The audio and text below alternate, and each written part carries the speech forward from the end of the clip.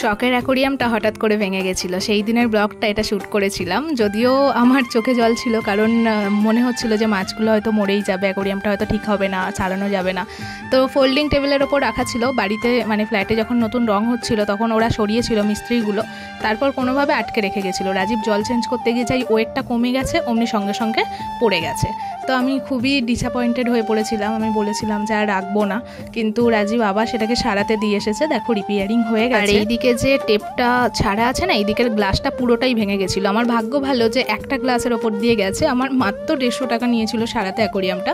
তো ও বলেছিল না সারানো গেলে আমি তোমাকে নতুন কিনে দেবো। আমাদের অ্যাপার্টমেন্ট যেহেতু একদম নতুন, সামনের রুমে ইন্টেরিয়ারের কাজ চলছিল, ওই ভাইয়াগুলোকে আমি এমার্জেন্সি বলেছিলাম যে আমার একটা টেবিল বানিয়ে দেবেন।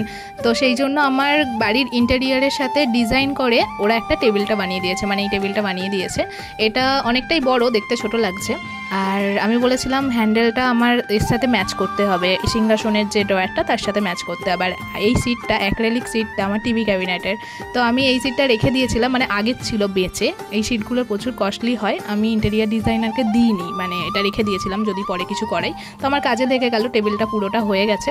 আর ওনারা মেটেরিয়াল দিয়ে দিয়েছিলেন, আর আমার সিটটা দিয়েও আমার এই টেবিলটা করতে 4000 টাকা নিয়েছে। 4500 বলেছিল, 4000 টাকা নিয়েছে। তো যাই হোক, ডোডোর দোলনা এসেছে।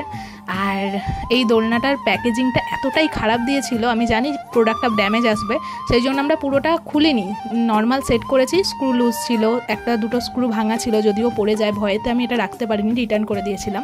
আর ডোডোর বয়স তখন প্রায় 1 মাসও হয়নি মনে হয়, 15-20 দিন ছিল। তো সেই জন্য হয়তো তখন ওই দোলনাটায় থাকতো, কিন্তু ও যা পায়ে চাপ দিয়ে দিয়ে উঠতে শিখেছে, বেশি দিন ওটায় থাকতো না।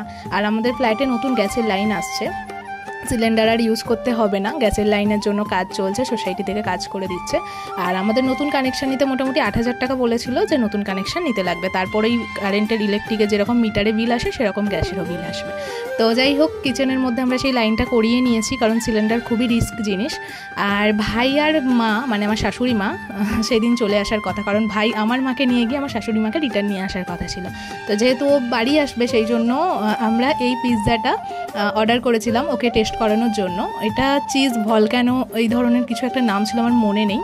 প্রেগনেন্সি টাইমে আমি অনেকবার রাজীবের কাছে বায়না করেছিলাম, কিন্তু আমাকেও খাওয়ায়নি এত চিজের পরিমাণের জন্য। তো যাই হোক, ভাইয়ের অনারে আমারও একটু খাওয়া হয়ে গেল। এখন থেকে আমার মা আমার কাছে থাকার কথা, শাশুড়ি মা চলে আসার কথা। তো যাই হোক, ওরা বেরোচ্ছে, মা ডোডোকে নিয়ে দাঁড়িয়ে আছে। বেবি হয়ে গেলে মায়েদের কাছে আর কোনো টাইম থাকে না। আমার কতদিনের পুরানো ব্লগ আমি এখন আপলোড করছি। যাই হোক, ব্লগটা কেমন লাগলো কমেন্টে জানিও, ভালো লাগলে লাইক এবং সাবস্ক্রাইব করে দিও। টাটা।